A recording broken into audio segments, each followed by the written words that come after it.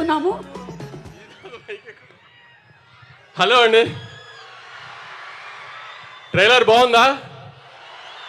Actually time లేక ఇంకా మీకు కమిట్ అయిపోయి చూపించాలంట మూలాన చూపించాము. ఇది 50% అవుట్పుట్.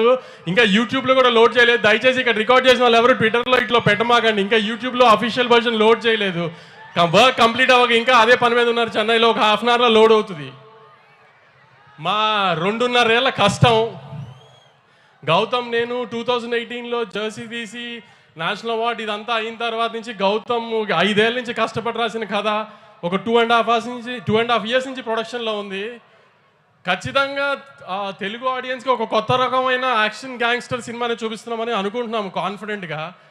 మీరందరూ కూడా 31st వచ్చి ఖచ్చితంగా పెద్ద ఓపెనింగ్ ఇచ్చి మా అందరినీ ఆదరిస్తారని గట్టిగా కోరుకుంటున్నాను. దీంట్లో చూపించిన చిన్న శాంపుల్ మాత్రమే.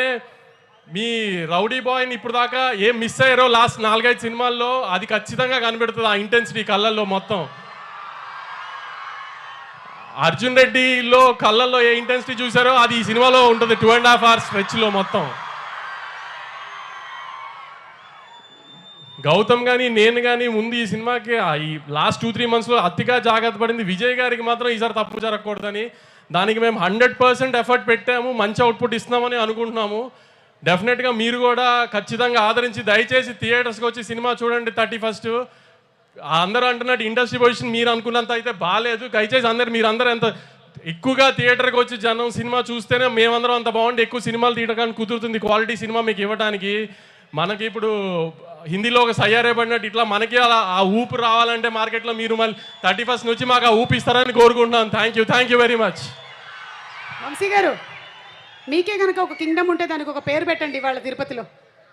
నాకు హైదరాబాద్ తర్వాత తిరుపతి చాలా ఇష్టం అండి. ఏ రిలీజ్ ఉన్నా ముందు ఇక్కడ తిరుపతి వచ్చి దేవుడి దానం పెట్టుకుని వెళ్తాను నేను ఫస్ట్.